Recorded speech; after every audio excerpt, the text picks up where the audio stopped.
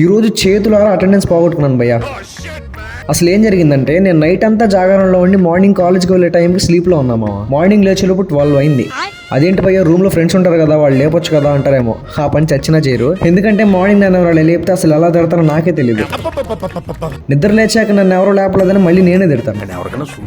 పాపం వాళ్ళు మాత్రం ఏం చేస్తారు, ఈ సైకో గడితో మనకి ఎందుకని సైలెంట్ గా కాలేజ్కి వెళ్ళిపోతారు. సరేలే ఆఫ్టర్నూన్ అన్న కాలేజ్కి వెళ్దామని చెప్పి కాలేజ్కి స్టార్ట్ అయిపోయా. ఏంటి ఫోన్ కాల్ వచ్చినట్టు ఊగుతున్నాడు అనుకుంటున్నారా? దీన్నే ఏడీబీ రోడ్ అంటారు భయ్యా. ఇది మన తాతల నాటి కాలం రోడ్డు. ఈ కాలంలో ఉన్న వెహికల్స్ రోడ్డు మీద వెళ్ళాలని చెప్పి మన డిప్యూటీ సీఎం పవన్ కళ్యాణ్ గారు రోడ్ వేపిస్తున్నారు. ఇక్కడ పీకే ఫ్యాన్స్ అంతమంది ఉన్నారో కామెంట్ చేసేయండి. ఇక కాలేజ్ దగ్గరకు వచ్చేసి బయట గేట్ మెయిన్ గేట్ అండ్ మన కాలేజ్ లో ఉన్న తుప్పలన్నీ దాటుకొని క్లాస్ కి వెళ్తే క్లాస్ లో మేడం గెట్ అవుట్ అన్నారు. ఆల్రెడీ బయట ఉన్న మేడం అంటే క్యాంపస్ బయటగా దుబ్బేమన్నారు.